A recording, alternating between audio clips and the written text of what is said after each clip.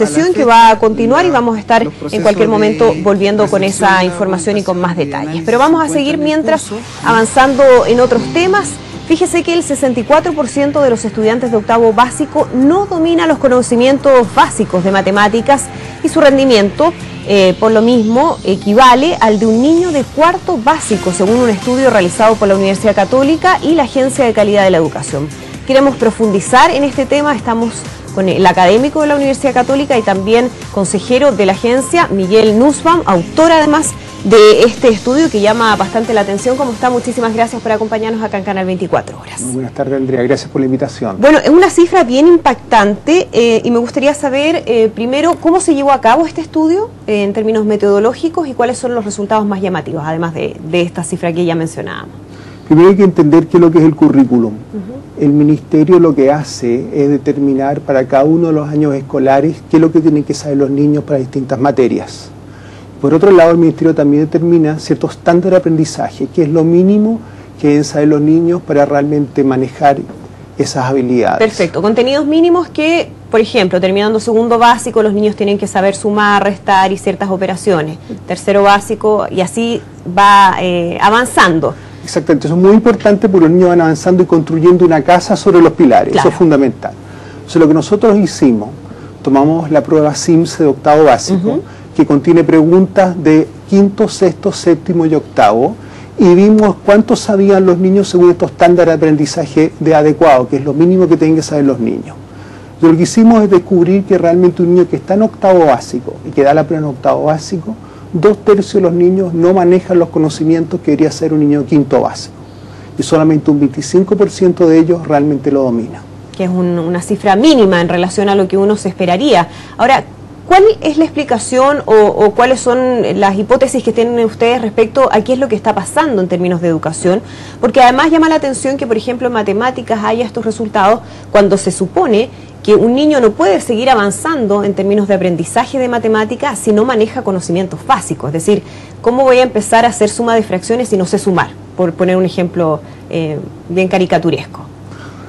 Tenemos que entender que calidad de la educación tiene dos dimensiones.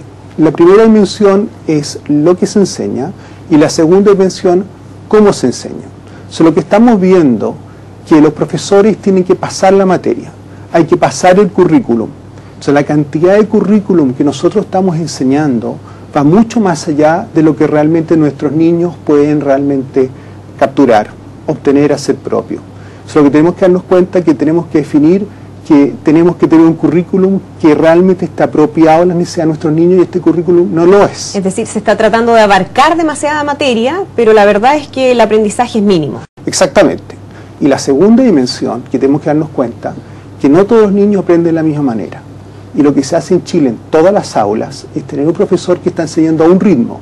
Es un ritmo que ha determinado el currículum. El currículum dice a qué ritmo hay que pasar la materia. Y no todos los niños aprenden de la misma manera. Con lo cual solamente un cuarto de nuestros niños está realmente pudiendo capturar ese conocimiento. Y 2/3 realmente no aprenden nada.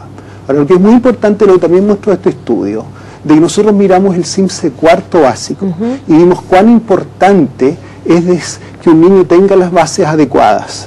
Y nos dimos cuenta que los niños que les fue bien en cuarto básico, un 15% les fue bien en octavo.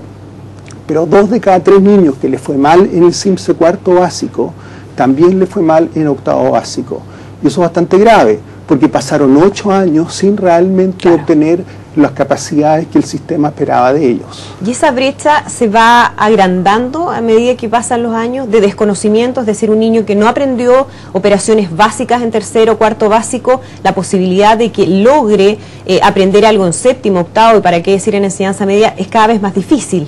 Evidentemente, porque lo que no saben son habilidades más básicas. Son niños que no sabían de cuarto básico cuando lleguen a la educación media, no tienen las habilidades de aritmética necesarias. Y en un estudio paralelo que estamos terminando ahora, estamos viendo que lo esencial es realmente las habilidades básicas de aritmética para poder continuar adecuadamente en el estudio. ¿Hay alguna diferencia dependiendo del tipo de establecimiento educacional?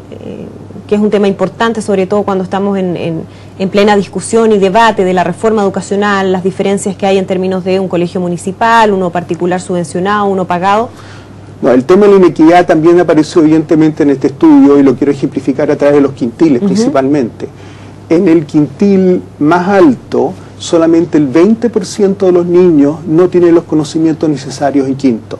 Sin embargo, en el quintil más bajo, el 80% de los niños no tiene eso. O sea, claramente vemos que el tema de la inequidad se arrastra por todas las dimensiones. Brutal la diferencia. Y eso se explica por qué los profesores tienen quizás más tiempo para dedicarle a cada uno de los alumnos y asegurarse que haya ese aprendizaje, porque en el fondo los currículums son iguales para todos, no para cierto tipo de establecimiento. Al menos las materias mínimas que exige el Ministerio de Educación es para todos los tipos de colegio. Tú estás apuntando al punto central, que cómo solucionamos este problema. Para solucionar el problema tenemos que hacer dos cosas. Primero, realmente reconocer qué es lo que quiere Chile como currículum, cuáles son las habilidades necesarias mínimas que todo ciudadano debe tener. Esa es una pregunta que tenemos que hacernos y el Estado debe asegurar ese currículum esencial. O sea, no puede haber ningún niño de Chile que salga de octavo básico sin tener esas habilidades mínimas que determinó el país. No estoy diciendo que nivelemos para abajo. Lo que estoy diciendo es que aseguremos que todos los niños pueden aprender. Y la segunda dimensión era cómo manejamos la heterogeneidad. Porque evidentemente hay un porcentaje muy grande de niños que va a llegar a lo esencial, pero también tenemos que llegar al currículum total que tenemos hoy día. O sea, tenemos que reconocer que hay distintos ritmos de aprendizaje. Y eso cuesta dinero, porque tenemos que tener grupos diversos dentro de un colegio, tenemos que tener profesores capacitados para manejar la diversidad y tenemos que tener material de apoyo para manejar todos esos distintos tipos de trabajo que se necesitan hacer dentro del aula para manejar las distintas necesidades escolares. ¿Y usted siente que esas necesidades y esas modificaciones que está mencionando han sido puestas sobre la mesa en esta discusión sobre las necesidades de la educación chilena a la hora de debatir este proyecto de reforma educacional? Mi preocupación es que evidentemente, como lo mencioné recién, el tema de la equidad y la discriminación es evidente que tenemos que atacarlo, pero lo que va a ocurrir al disminuir el tema de la discriminación va a aumentar la heterogeneidad dentro del aula. Y si nosotros no cambiamos la manera que trabajamos dentro del aula, no vamos a solucionar el problema de la calidad. El problema de la calidad no ha sido abordado por la reforma hasta ahora. Espero que en los próximos pasos realmente haya medidas en esta dirección. Y lo que aporta este estudio es realmente indicar de que tenemos que manejar la heterogeneidad por un lado y por otro lado reconocer que no todos los niños pueden aprender lo mismo y que necesitamos asegurar un currículum esencial. ¿Qué habilidades necesita este país? Tenemos que terminarlo y asegurar que esos niños tengan esas habilidades. Porque un niño, por ejemplo, en lectura, veamos qué sucede en lectura. Que también hay resultados de las pruebas de lenguaje. También, claro. El lenguaje y matemáticas fue el estudio. Pero ¿qué pasa en lectura? Hace 20 años era muy importante lectura, pero un niño que no entiende lo que lee es una persona que no tiene ninguna posibilidad en la internet. Y el problema que tenemos son analfabetos funcionales, esas personas que creen que entienden, pero que en realidad no entienden.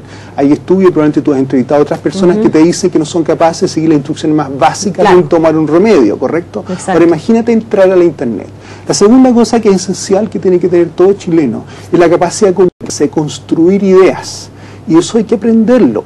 En la casa no siempre está esa habilidad presente y el colegio y el Estado tienen la obligación de entregar eso. Y lo tercero, tenemos que entender que las matemáticas, que para ti y para mí son transparentes, es una herramienta extremadamente útil, es fundamental que exista. Un solo ejemplo, piensa cuando se habla del CAE 25%. ¿Qué semántica, qué significado tiene para las personas eso?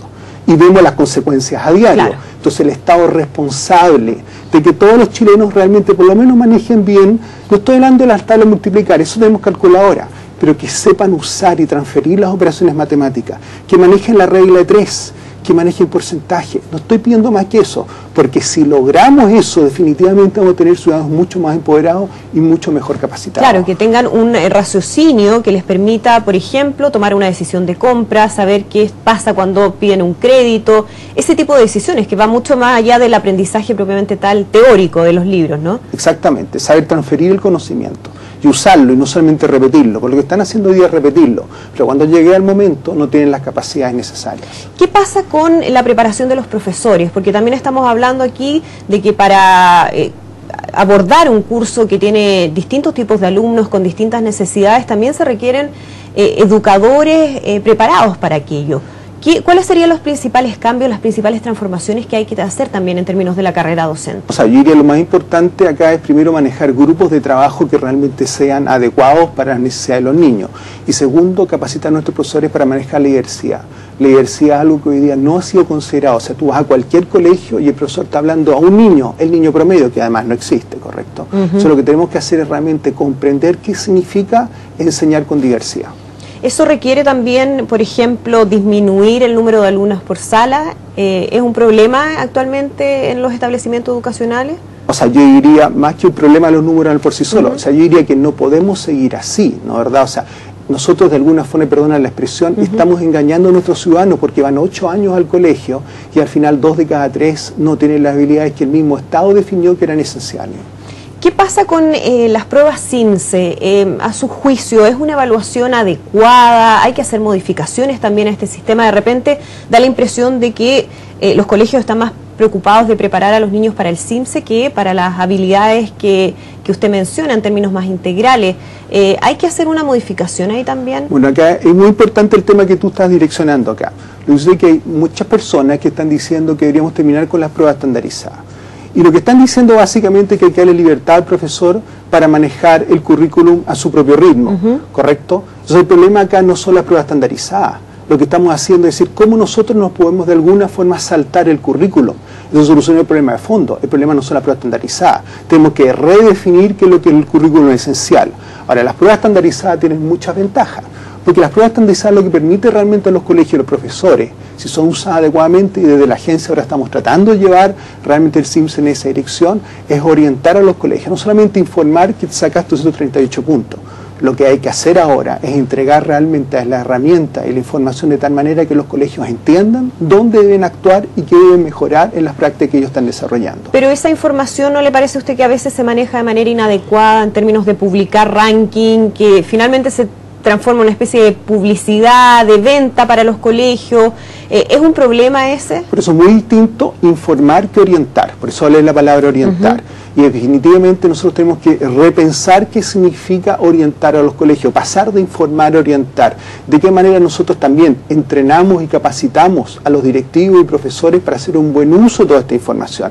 Evidentemente que hay que dar pasos hacia adelante y desde la agencia estamos dando esos pasos, pero que tenemos que darnos cuenta que sin una información estandarizada nosotros no sabemos dónde nos encontramos, porque si no nosotros de alguna forma nos autoengañamos pensando que lo estamos haciendo bien, pero si recibimos regularmente información objetiva podemos realmente entender en qué parte del proceso nos encontramos, y esa es la importancia de poder compararse, pero no a nivel de los diarios, de la prensa, este primero, el último, sino nosotros entender cómo estamos con respecto a lo que debería ser un niño realmente con las capacidades que requiere este país. El estudio se refería, y lo mencionábamos, a conocimientos de matemáticas y de lenguaje. ¿Se tiene alguna noción de qué puede estar pasando con ciencias, con historia? ¿Se debiera repetir más o menos la misma dinámica? O sea, nosotros no estudiamos eso, porque realmente el foco hoy en día está en esas dos materias, pero una persona que no entiende lo que lee y que no tiene la aritmética adecuada, tú puedes sacar las conclusiones. Perfecto, sí pues. Un tema sumamente relevante, le agradecemos muchísimo por acompañarnos acá en Canal 24 Muchas gracias por la invitación. Que esté muy bien. Gracias. Buenas tardes. Nosotros vamos rápidamente a una pausa y ya estamos de regreso con más noticias.